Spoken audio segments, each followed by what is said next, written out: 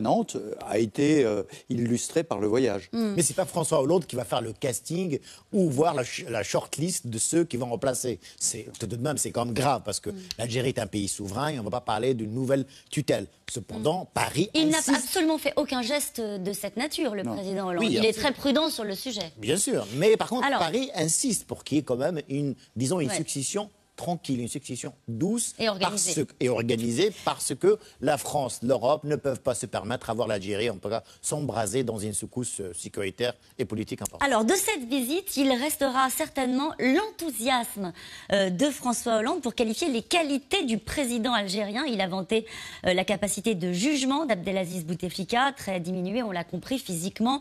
Mais au-delà des amabilités, le sujet pour la France avec cette deuxième visite en moins de 3 ans est de consolider le partenariat avec l'Algérie dans la lutte contre le terrorisme. Naturellement, le sujet a été au cœur de la rencontre. Laurent Saïda Diop. Nous avons une relation entre la France et l'Algérie exceptionnelle, qui est celle d'une amitié exigeante, mais d'une amitié réelle et fraternelle. Pas peu fier, François Hollande, d'afficher cette proximité entre la France et l'Algérie.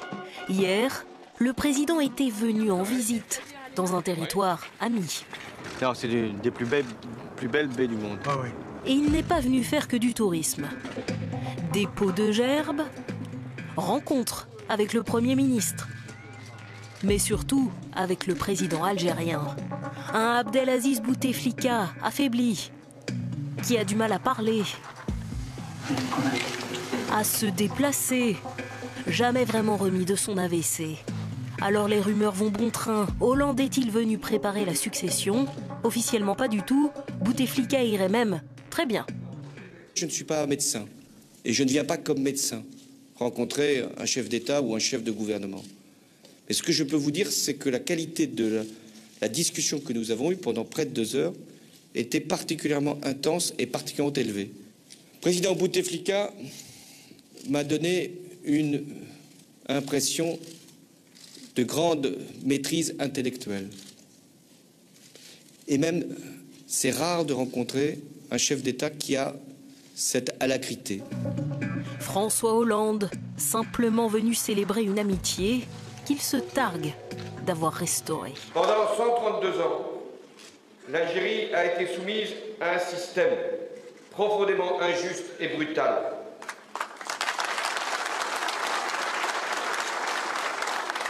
Ce système a un nom, c'est la colonisation.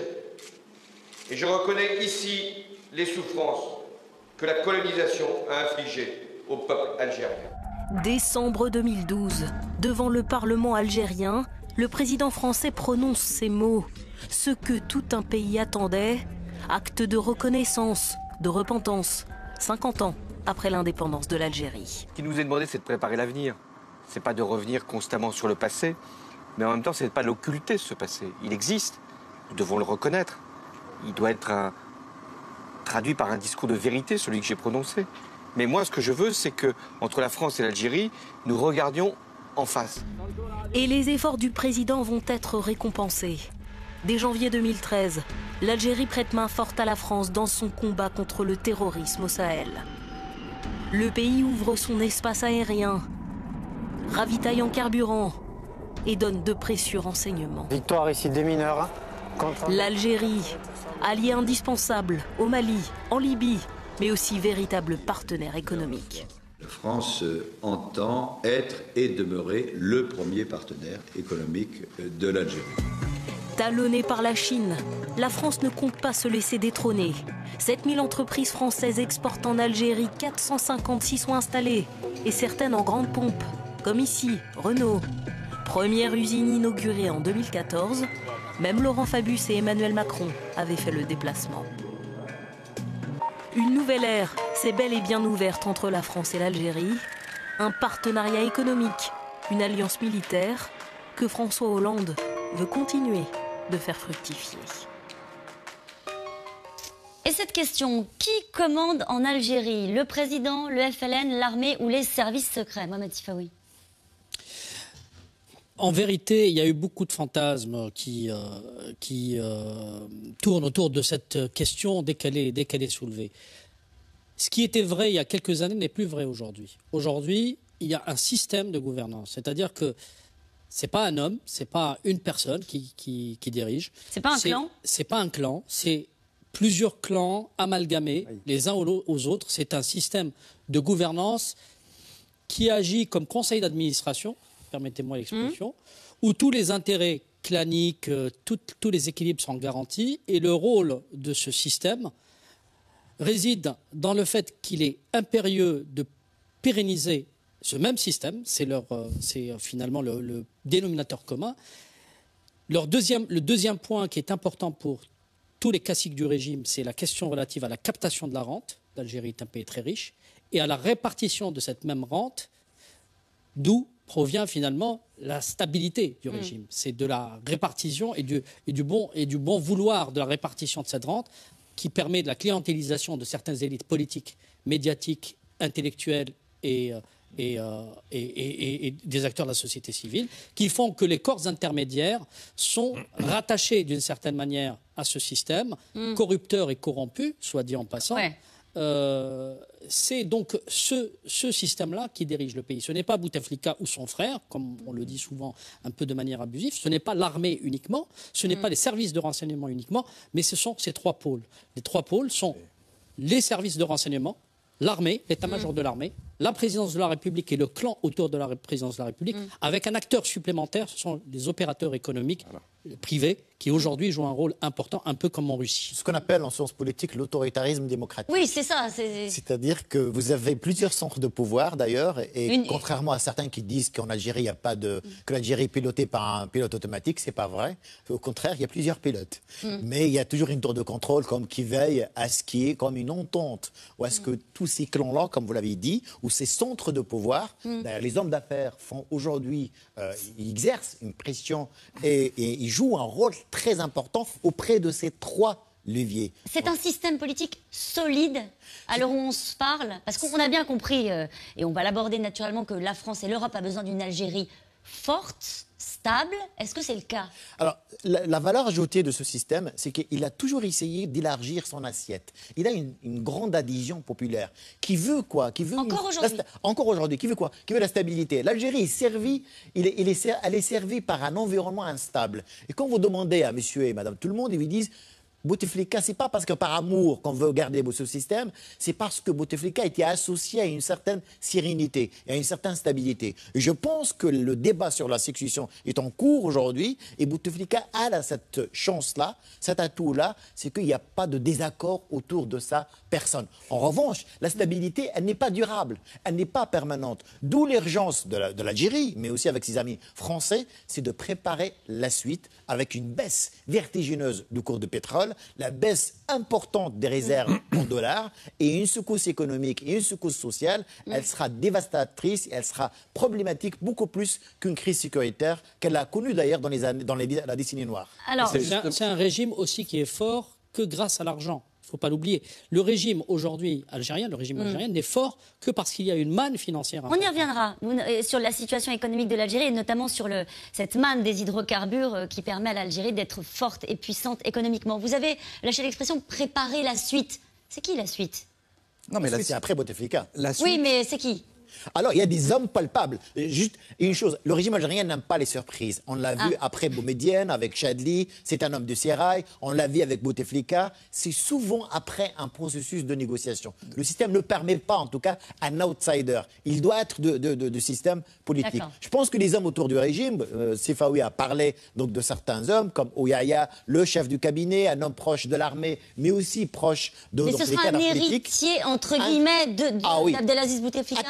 Coopté et l'idéal, c'est ce que il faut qu'il fasse consensus entre les différents centres du pouvoir. Pardon. C'est une condition sine qua non. Le successeur de Bouteflika, pour que la transition soit une transition tranquille, sans effusion de sang, il faudrait nécessairement que cette personne-là puisse faire l'unanimité entre les différents centres du pouvoir. C'est-à-dire les membres du conseil d'administration de la Maison Algérie doivent se mettre d'accord sur la personne qui doit remplacer Bouteflika, ce qui n'est pas le cas aujourd'hui. Non, c'est le mot-clé. Le mot-clé vient d'être dit, c'est le mot cooptation.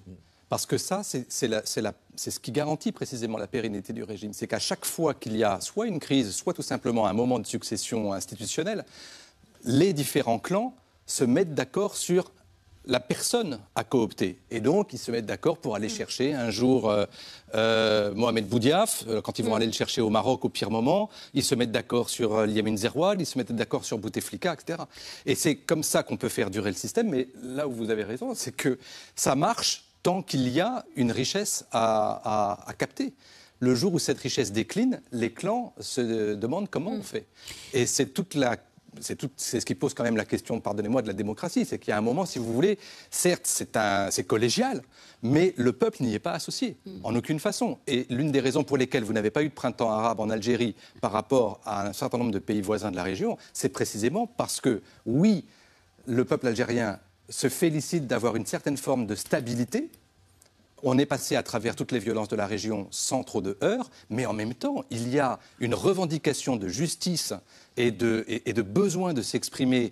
La principale chose que vous lisez sur les murs, que vous entendez dans les slogans, c'est injustice et voleur.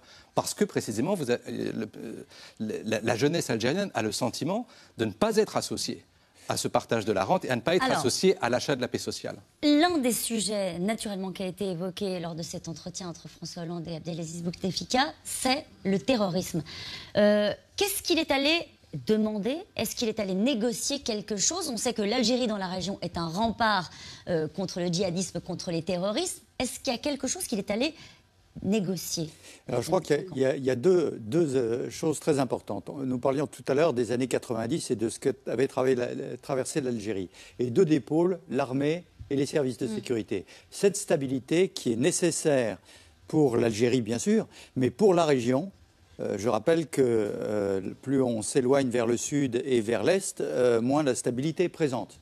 Donc cette stabilité est nécessaire et ces pôles sont importants. Donc il s'agit de discuter avec ces pôles, services de sécurité et armée, de façon à s'assurer que les liens fonctionnent. C'est le Sahel et c'est la Libye. Voilà. Et le deuxième point, c'est la stratégie. La France est présente juste au sud de l'Algérie. C'est quand même la première fois qu'elle s'installe de façon pérenne, 3000 hommes, dans l'opération Barkhane, pour contrôler toutes les voies de communication de Libye, du Mali, de l'Algérie et du Tchad.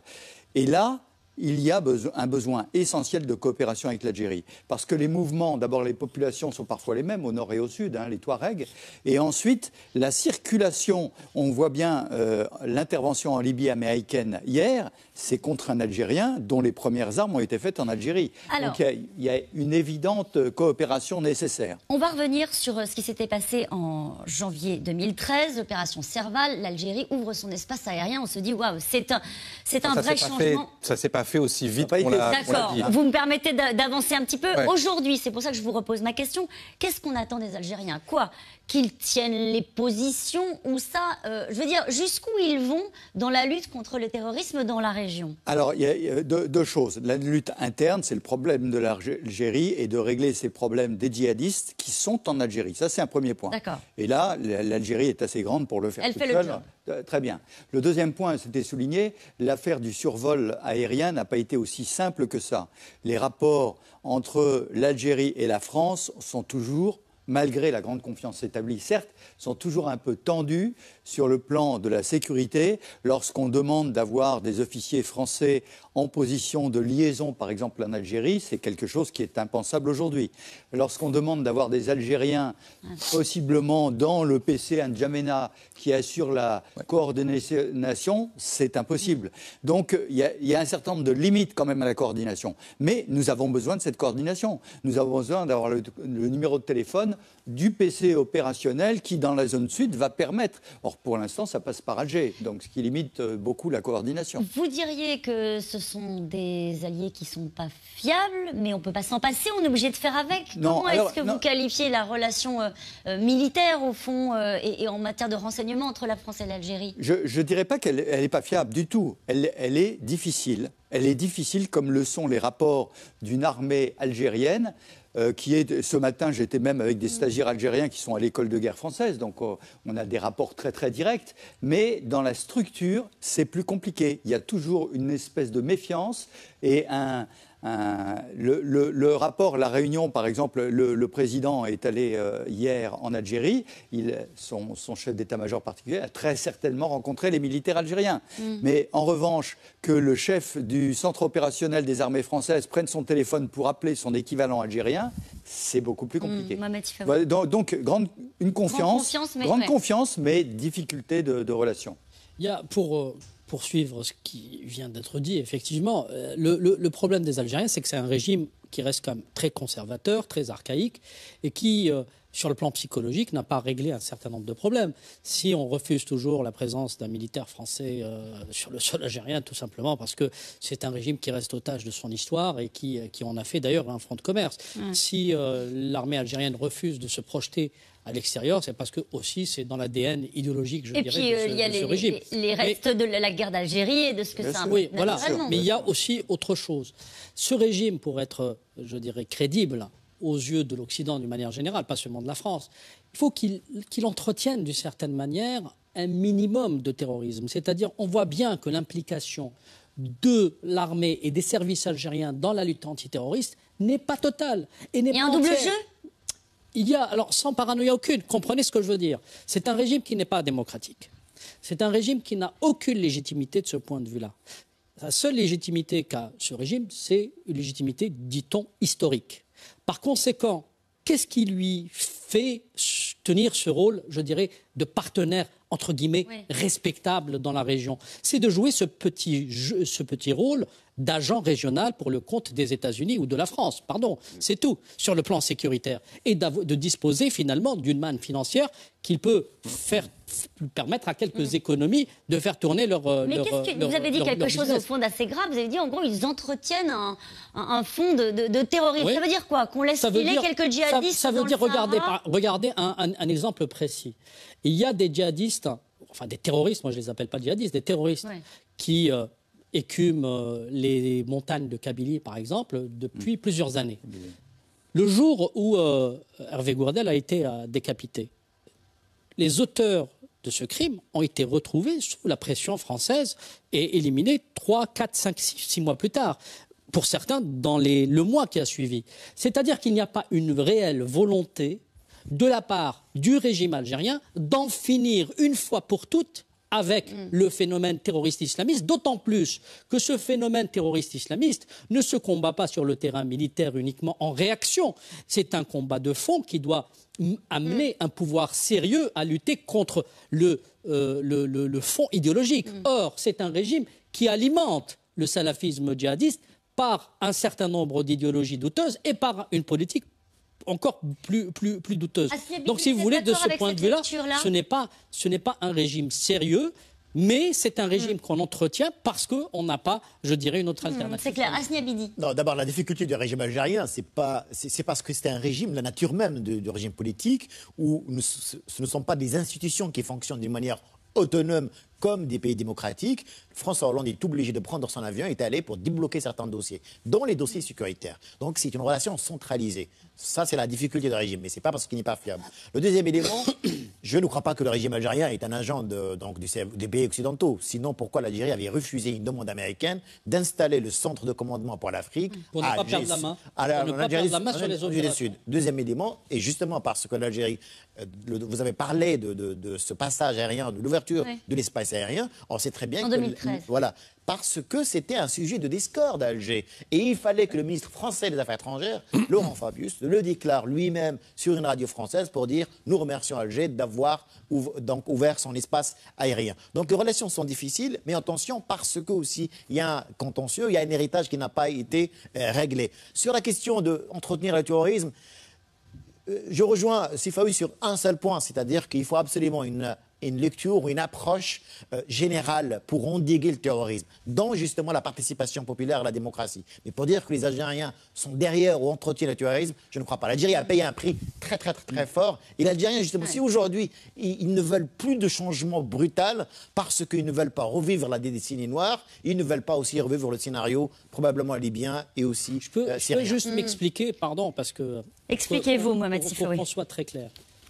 Je ne suis pas dans une approche paranoïaque ou complotiste, loin de là. J'ai même combattu ces approches. Ce que je veux dire par là, c'est que le régime algérien ne combat pas le terrorisme qui ne gêne pas ses intérêts stratégiques. C'est-à-dire tant que le terrorisme islamiste représente une menace parasitaire, ponctuelle et cyclique, ça intéresse et ça rejoint son point de vue et sa logique. Le régime algérien combat le terrorisme islamiste quand celui-ci menace ses intérêts stratégiques et vitaux. Ouais. C'est-à-dire quand le système est mis à mal et quand il y a risque pour que le terrorisme islamiste fasse s'effondrer ce système, là, oui, il le combat. Mais un terrorisme à basse intensité qui représente que de petites menaces cycliques et ponctuelles, le pouvoir algérien ne le combat pas. Sinon, alors à ce moment-là, c'est l'armée la plus débile au monde parce que c'est une armée qui fait face à ce terrorisme depuis, je le rappelle quand même, depuis 1992. Quand on sait que c'est le pays le plus militarisé, qui dispose quand même de forces d'élite extraordinaires, qui dispose de capacités d'interception et de capacités électroniques et de formation dignes des plus grandes armées du monde. Je veux dire, par là... Les Américains ne font pas mieux ni en Afghanistan ni en Irak. Est-ce qu'on n'aurait pas besoin aussi qu'ils sanctuarisent et qu'ils interviennent au Sahara pour limiter ces filières de migrants qui nous reviennent aussi? Là aussi, on aura besoin d'eux et qu'ils interviennent. On vient de l'évoquer, le problème de l'armée algérienne, c'est qu'elle intervient souvent tard, au moment où précisément les actions terroristes sont mises à mal. On l'a vu notamment sur la prise d'otage à In Amenas. Qu'est-ce qui s'est passé? Je veux dire, l'armée était présente, il y avait de la sécurité. Sauf que, apparemment, ça n'a pas fonctionné.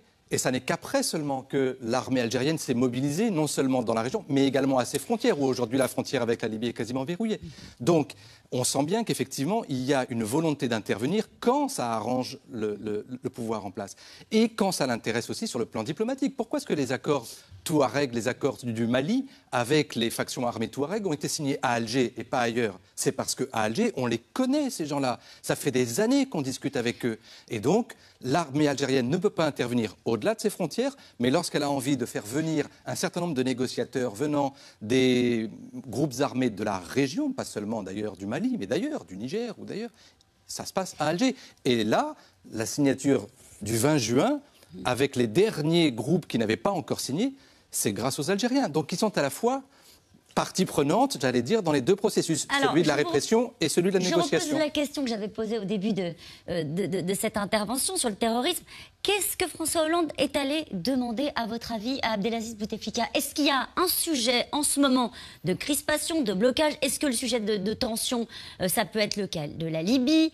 Est-ce que c'est justement la bande du Sahara et le lien avec les flux de migrants? À votre avis, quels sont les points en ce moment sur lesquels on a particulièrement besoin de l'Algérie? Alors, on a besoin particulièrement de l'Algérie sur toute la bande sahélienne. Nous avons parlé de l'accord, mais ça n'est pas une fin. Ceci continue avec la Libye. On a particulièrement besoin de l'Algérie ensuite à cause de la Tunisie. La Tunisie qui est une bombe potentielle. Pourquoi c'est la Tunisie qui a le plus grand nombre de djihadistes exportés en Libye et au Moyen-Orient. C'est assez paradoxal parce que la Tunisie est à la fois une démocratie admirée par tout le monde, mais en même temps, il y a un grand nombre de djihadistes. Troisième point... On peut rester juste une petite parenthèse sur le cas de la Tunisie. En quoi est-ce que l'Algérie peut aider la Tunisie? C'est sa frontière. Il y a aussi... il y a 35 000 soldats algériens massés aux frontières. Voilà. De Tébessa jusqu'à Annaba, 35 000 militaires qui surveillent un peu ces frontières. Nous parlions, il faut regarder comme un militaire, si j'ose dire, une carte. On parlait de la Kabylie. La Kabylie, c'est une zone de guérilla permanente, on la connaît. Donc les forêts kabyles, le combat est plus facile pour ces groupes de djihadistes. En Tunisie, sur la frontière, c'est pareil. C'est le mont Chambi. Exactement. Ce sont les monts sur lesquels les djihadistes sont. Le troisième point... je voudrais revenir sur les foyers possibles djihadistes en Algérie qui pourraient être des foyers dormants.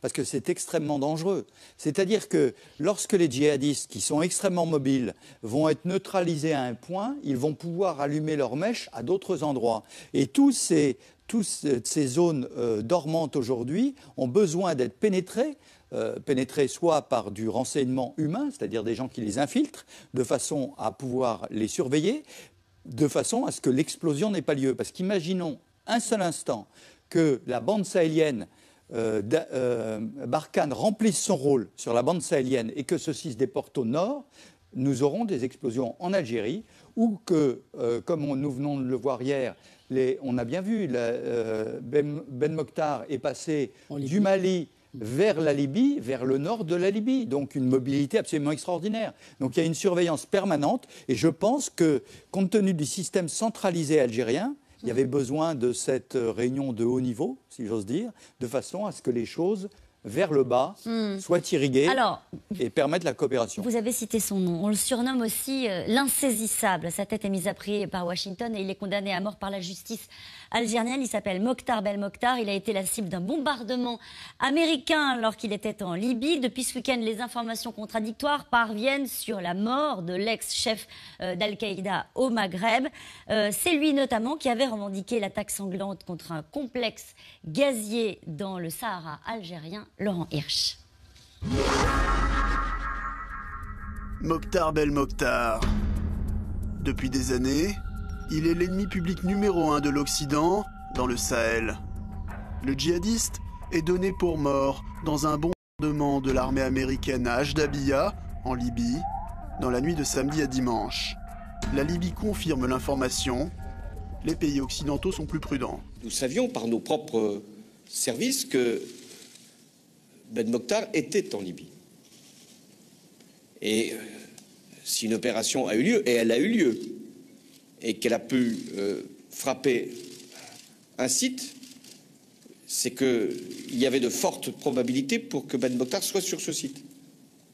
Alors, tirons-en les conclusions. Si je pouvais dire les choses suivantes, il y a une très grande probabilité, c'est que Ben Mokhtar ait été tué dans cette opération. Mokhtar Belmokhtar, le chat du désert, l'homme aux 7 vies, ou plutôt aux 7 morts. Juin 2012, la télévision algérienne annonce son décès suite à des combats à Gao, dans le nord du Mali. Mars 2013, rebelote. Cette fois-ci, les forces tchadiennes affirment l'avoir abattu, là encore dans le nord du Mali. Le bilan provisoire des combats s'établit comme suit. Plusieurs terroristes tués, dont le chef Mokhtar Ben Mokhtar, dit le Borgne. Le Borgne, également surnommé l'insaisissable, tant il échappe systématiquement à ses poursuivants. Porté disparu début 2015, on le croit mort empoisonné en avril. Et aujourd'hui donc, peut-être tué par une frappe de l'armée américaine en Libye, ce que démentent plusieurs organisations djihadistes. À lui seul, Mokhtar Belmokhtar est une sorte de résumé de l'international djihadiste. Né en 1972 à Gardaïa, en Algérie, il rejoint les rangs islamistes afghans en 1991. Il a alors 19 ans et va croiser un certain Oussama Ben Laden.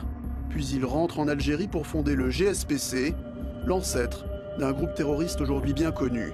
Il a rejoint par la suite le Al-Qaïda AQMI, Al-Qaïda au Maghreb islamique. Il était l'un des 2 émirs de cette région d'AQMI. AQMI, avec qui il coupe les ponts fin 2012 pour fonder sa propre organisation, sa propre Katiba, les signataires du sang. Un groupe qui fusionne l'année suivante avec le Moudjahou malien pour former Al-Morabitoun. Mokhtar Belmokhtar, bientôt 25 ans de lutte djihadiste, autant d'années d'activités illicites pour financer son combat. Il a été impliqué dans différents trafics de tabac, Mister Marlboro, mais aussi de drogue, d'armes, et il a amassé un trésor de guerre tout à fait considérable. La liste des crimes attribués à Mokhtar Belmokhtar et à ses hommes est longue. Prise d'otages de 2 Canadiens et de 3 Espagnols, assassinat de ces 2 Français au Niger en 2011, et son coup d'éclat en janvier 2013, l'assaut sur la raffinerie d'In Amenas dans le sud algérien, bilan 38 victimes, en plus des 29 ravisseurs et une renommée mondiale.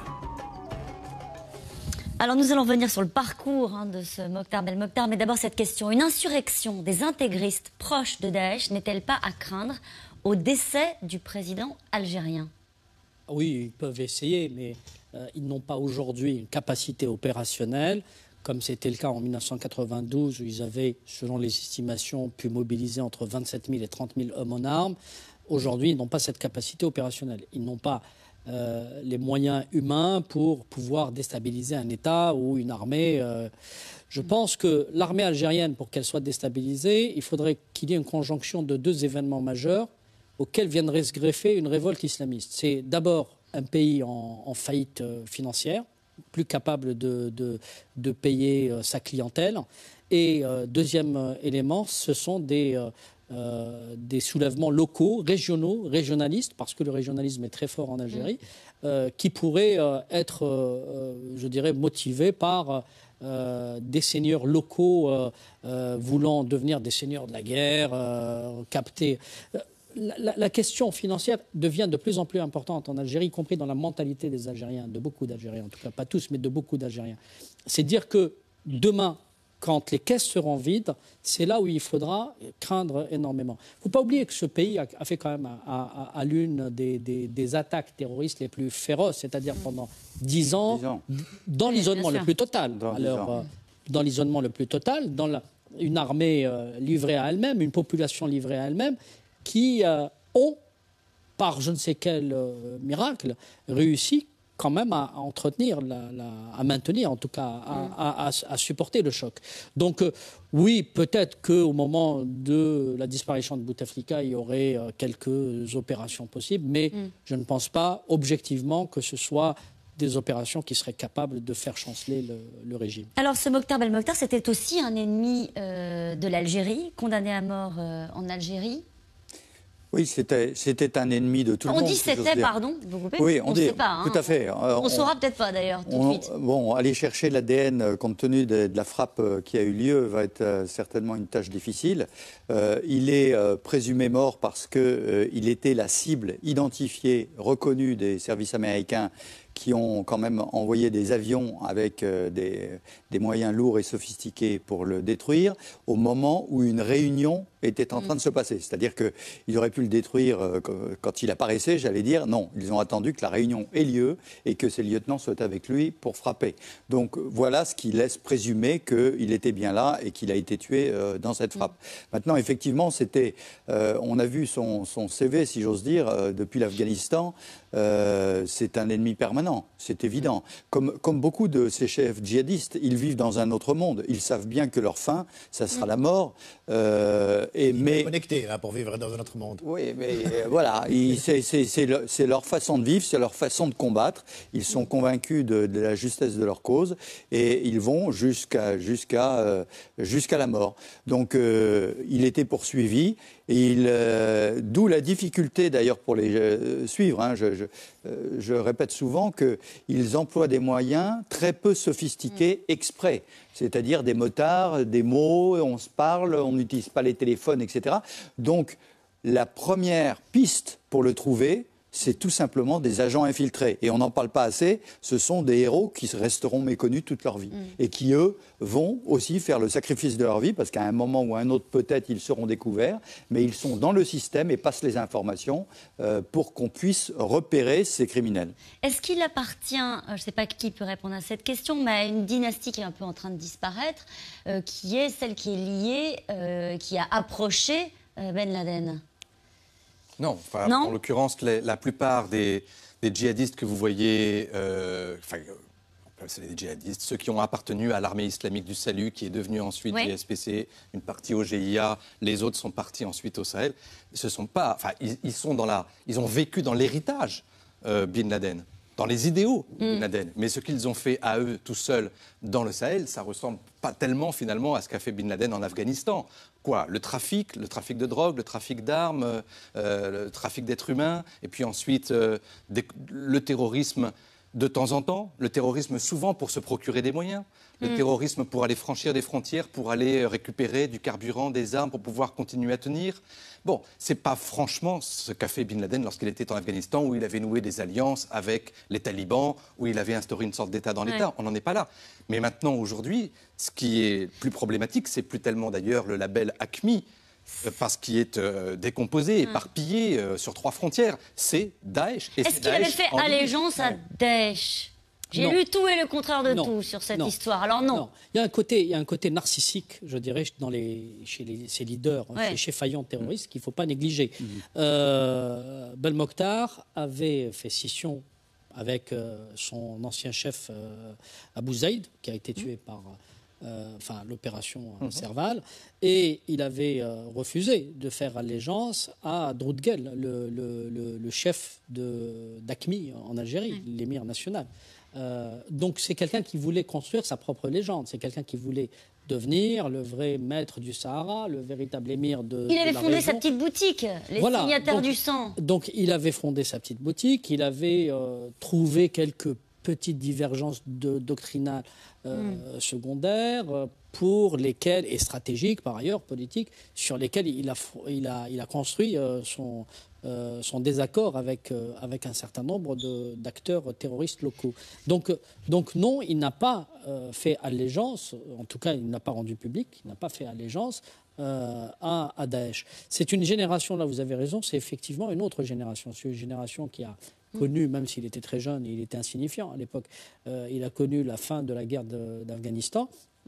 Il a je dirais, un logiciel qui appartient à une ancienne école qui est celle d'un terrorisme, je dirais, implanté localement, qui vise à renverser des régimes locaux et non pas à l'exporter je dirais, il l'exporte si jamais il y a possibilité de prendre des otages, etc. Mais ça n'a pas été sa volonté première. Sa volonté première, ça a été d'abord de construire une petite dynastie locale, de gêner le pouvoir algérien, de construire, je dirais, quelques relais au Niger, au Mali, éventuellement en Tunisie, en Libye, au Maroc, etc. Mais sa véritable vision, elle est régionale, elle n'est pas internationale. Ce qui est intéressant, c'est qu'au fond, on a l'impression qu'il va y avoir une nouvelle génération, si vous me permettez l'expression, qui va arriver et qui a des visées plus expansionnistes, qui est un peu la stratégie qui est déjà arrivée, donc celle de Daesh. Et d'ailleurs, alors peut-être que c'est un détail, mais je ne crois pas, le fait qu'il ait été tapé, que le bombardement ait eu lieu au nord de la Libye, c'est important. Oui, ça veut dire qu'ils sont désormais au nord de la Libye. C'est très important. C'est pour ça que je ferai une petite parenthèse sur le fait que c'est très local. En fait, les frontières n'existent pas pour eux. Daesh, clairement, c'est la fin des accords Sykes-Picot. On a vécu un siècle sur des accords qui arrangeaient bien les pays occidentaux, qui permettaient de tracer les frontières et de séparer toutes ces régions. Dans le Sahel, c'est la même chose. Les frontières n'existent pas. Je rappelle qu'il est du sud algérien. Et il a été combattre les Français au Mali et il est dans le nord de la Libye. Ouais. Je veux dire que tout ceci, pour eux, c'est une vaste zone de combat dans lesquels ils sont chez eux. Alors en revanche, là, et bien sûr, c'est local, ils sont chez eux. Nous ne sommes pas sur le même territoire et donc ils considèrent à juste titre qu'ils peuvent combattre de part et d'autre des frontières, demander aux djihadistes tunisiens qui combattaient en Libye de revenir en Tunisie puisque la prochaine attaque doit se passer en Tunisie. C'est pour ça que je craignais pour l'Algérie à cause de cette grande frontière avec l'Algérie. Donc il y a une espèce de vaste zone dans laquelle ils peuvent combattre, ils s'entendent tous et ont le même idéal. Ils s'entendent tous, je veux dire que l'idéologie est la même. Ouais. Là où les Américains, par exemple, vous avez remarqué qu'il y a en même temps une opération au Yémen, donc celle contre le chef de l'Al-Qaïda au Yémen, l'AQPA. Qui lui a été reconnu comme touché. Donc, et on n'avait pas de doute sur justement cette opération. En revanche, on a beaucoup de doutes sur l'opération qui a eu lieu en Libye. Ça montre d'ailleurs que toutes les frappes par drone faites par les Américains, ils ont des informations presque fiables du terrain. Mais la grande difficulté, c'est venant de la Libye. Et d'ailleurs, ça répond à votre question.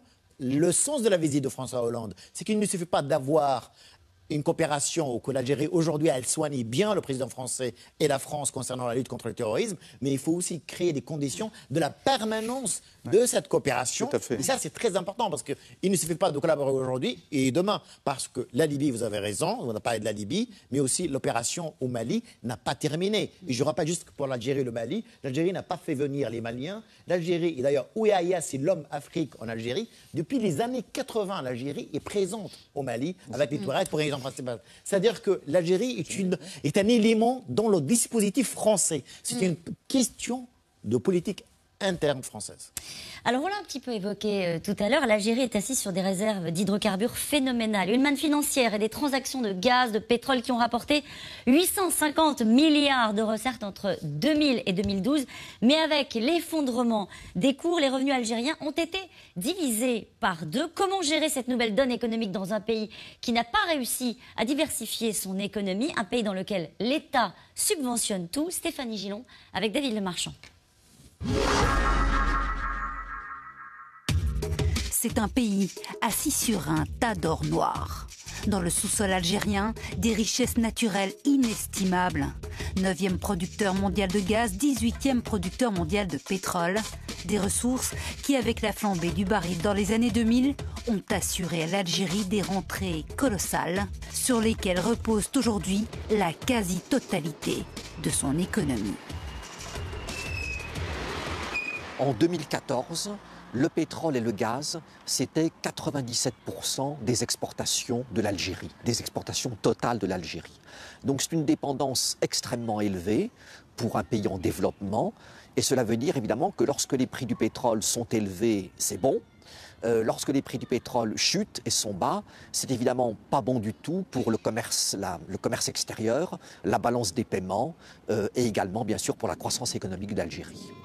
Car en un an, le prix du baril a chuté de plus de 50%, passant de 125 à moins de 60 $ aujourd'hui.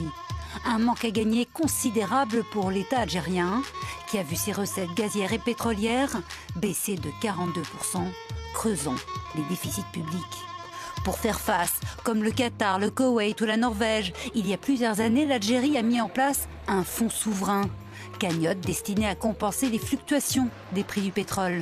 Mais en un an, il a considérablement fondu. Problème, si la baisse des prix se prolonge, le pays ne pourra pas compter sur d'autres pans de son économie. Pour cet économiste, il est donc urgent que l'Algérie se diversifie et s'affranchisse du tout pétrole. Ça veut dire simplement s'obliger, se contraindre à n'utiliser ces ressources que pour des investissements sur le long terme, donc sur l'intelligence humaine, donc sur la formation, sur le bien-être aussi, mais toujours dans cette logique de croissance de long terme, de développement de long terme. Car aujourd'hui, l'Algérie importe quasiment tout.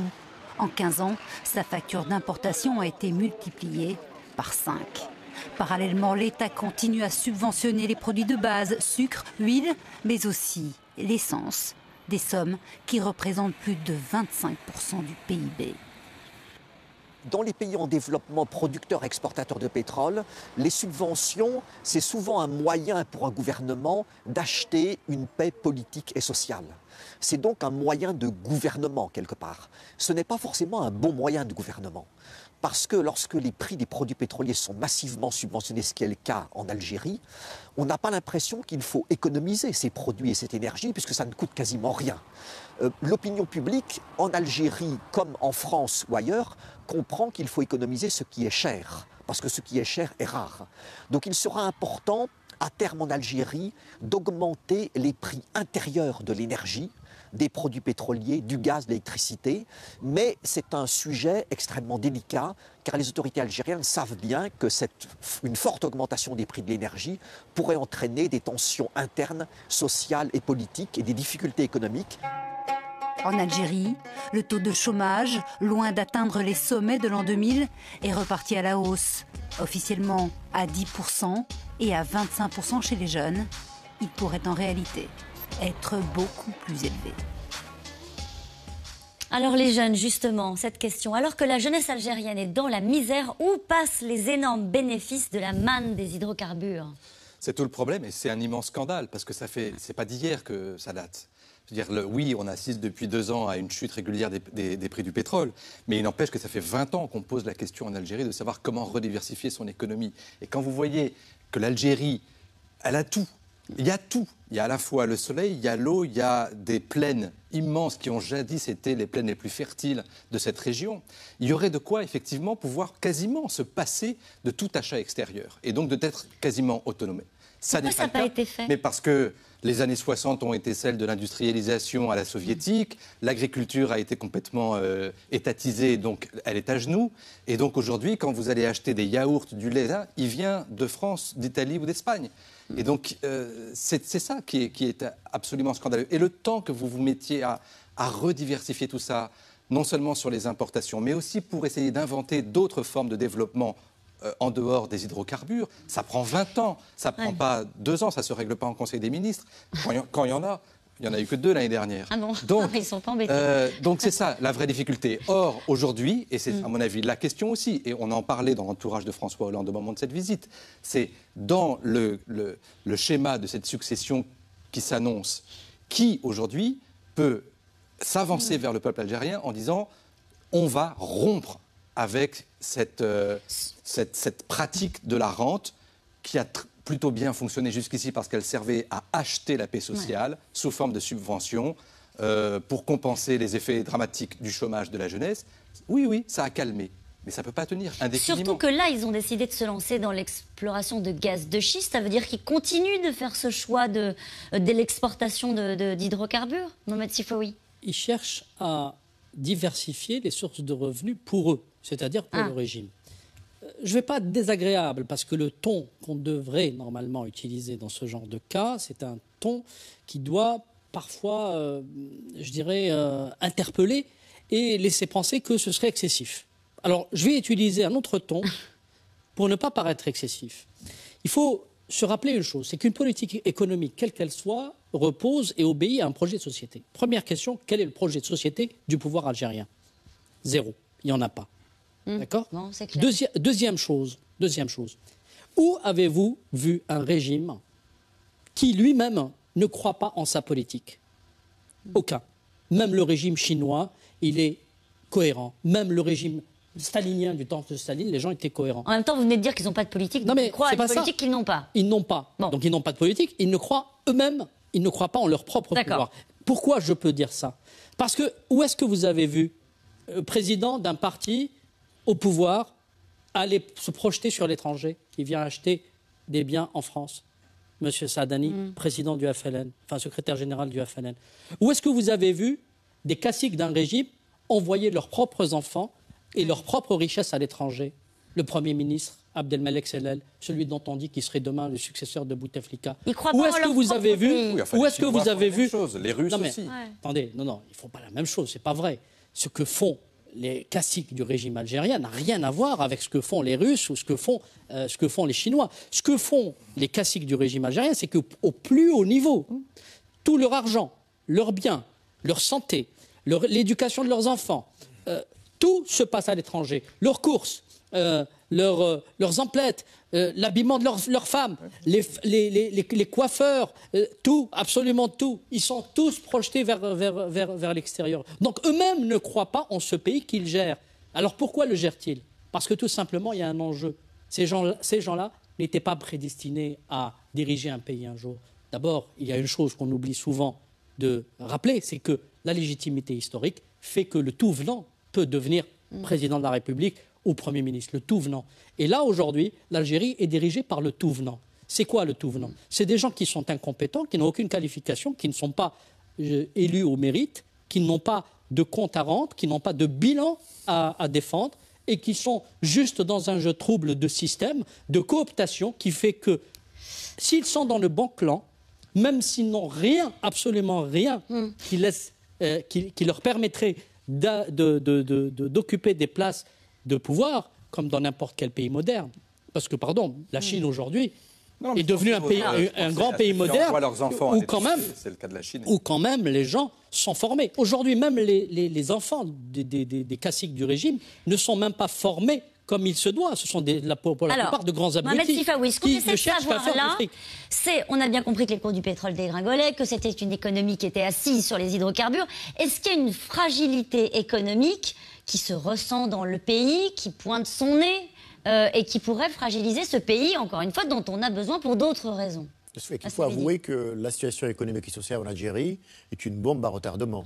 Parce que là, ça va être pire que la décennie noire, les années du terrorisme. Donc des manifestations, des secousses politiques, le régime pouvoir n'aura pas les moyens pour les calmer, il n'aura même pas les moyens pour justement payer la solde de ceux qui devraient conserver et garder l'ordre. Pourquoi est-ce que vous êtes si pessimiste sur l'avenir de l'Algérie? Pourquoi est-ce que vous dites que c'est une bombe à retardement? Il pourrait y avoir quoi? Comment est-ce que vous voyez la suite? Je ne suis pas pessimiste. Un pessimiste, c'est un optimiste, peut-être, mais parce que la réalité, elle est là. Il y a un grand décalage. Quand vous allez à Alger ou dans les grandes villes, il y a un grand décalage entre une dynamique sociale très importante. Attention, les universitaires, il y a une grande productivité. Mais en même temps, en face, en haut, le système politique reste bloqué. Ce qui explique ces choix hasardeux en termes, bien sûr, de gestion économique. Il n'existe pas de gouvernance économique. Donc vous imaginez à un moment donné une espèce de soulèvement de cette jeunesse dont parlaient ces téléspectateurs? C'est ça on ne le souhaite pas. Vous savez, on ne le souhaite pas. Les Algériens ne le souhaitent pas. Ne souhaitent pas un soulèvement. Ne souhaitent pas le désordre, vous l'avez expliqué tout à l'heure. Pas le désordre ni le chaos. Ouais. Mais en revanche, si le pouvoir ne saisit pas justement de cette opportunité qui est la baisse de prix de pétrole et qu'il fallait prendre des choix courageux, même s'ils sont impopulaires, il va à sa perte. Juste un mot pour vous dire que il y avait dans les années 80 dans ce pays un institut de prospective qui avait été chargé à l'époque de précisément penser l'après-pétrole, de penser à la diversification. L'une des premières victimes de la décennie noire, ça a été le patron de cet institut. On a tué les gens qui pensaient autrement. Nous allons passer maintenant à vos questions, aux questions SMS. La Chine nous supplante désormais dans les gros investissements en Algérie. Comment en est-on arrivé là? Il y a une raison, il y a des raisons objectives de compétitivité, il y a des raisons objectives de rapport qualité-prix, parce que le dinar étant tellement dévalué que pour que les produits de consommation, notamment tout ce qui est textile, etc., puissent s'écouler, il faut que les prix soient bas. Mais il y a autre chose. Aujourd'hui, les grandes puissances ont de moins en moins la possibilité de corrompre, contrairement à des entreprises, je dirais, qui ne sont pas soumises à ce genre de difficultés. Aujourd'hui, pour être clair, les entreprises françaises, comme les entreprises des grands pays démocratiques, ont de plus en plus de mal à corrompre des dirigeants. Les Chinois peuvent le faire, c'est ça que vous voulez dire? Les Chinois peuvent le faire plus facilement, il y a moins de contrôle. Et on l'a vu, il y a un procès actuellement en Italie qui met en cause quand même le président de Sonatrach, la grande société pétrolière algérienne, où on voit que pratiquement tout le monde, le banc et l'arrière-banc du système algérien a été corrompu. Donc effectivement, l'une des raisons, c'est la corruption. Alors, 53 ans après, comment peut-on encore parler de contentieux? Vous imaginez la France en 1998 parler de contentieux avec l'Allemagne, Hasni Abidi? Non, il ne s'agit pas d'un contentieux. Je pense que l'idée de devoir de mémoire, etc., est bien passée pour les Algériens. On ne parle pas, par exemple, donc l'obligation de repentance.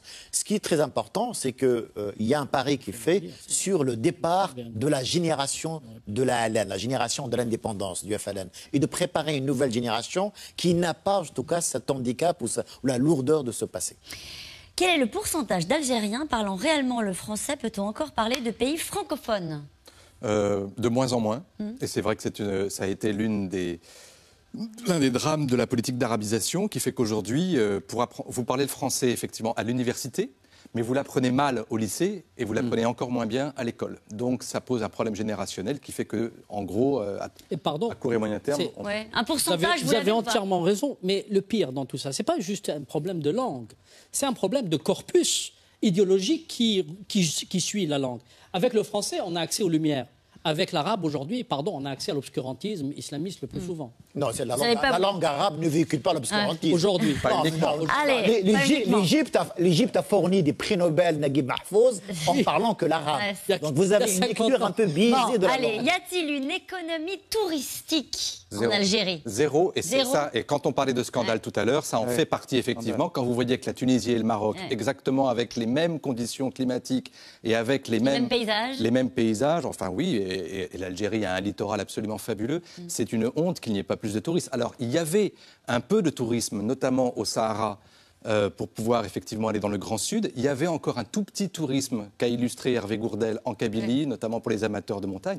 Mais c'est indécent de voir à quel point ce pays peut être riche de sites et qu'il n'y a zéro tourisme. Mais c'est aussi une volonté. Quand vous n'avez pas de touristes, vous n'avez pas d'observateurs étrangers. Hollande en campagne cherche-t-il à séduire l'électorat des Français d'origine algérienne? Ils ont voté massivement pour le Parti socialiste. Donc François Hollande a une grande Ils sont toujours là, popularité. à votre avis? Oh oui, bien sûr, il y a des franco-algériens. Non, mais je veux dire, ils sont toujours supporters de François Hollande. Ben, je pense qu'il est probablement, il a commencé le premier rang de sa campagne électorale en Algérie, mais donc il soigne bien aussi ses électeurs. Si l'on est là, c'est grave. Hein. L'Algérie accepte-t-elle d'accueillir des migrants ou bien est-ce uniquement le problème de l'Europe?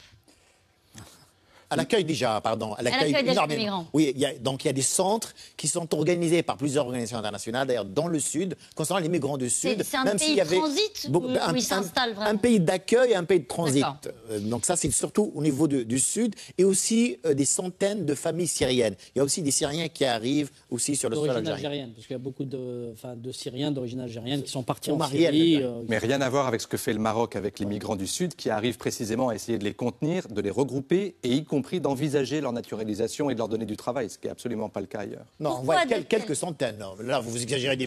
Vous Tout le monde exagère là. Non, mais allez, pourquoi naturaliser les migrants. Vraie question. Pourquoi, Dominique Trinquant, pourquoi de telles tensions entre le Maroc et l'Algérie?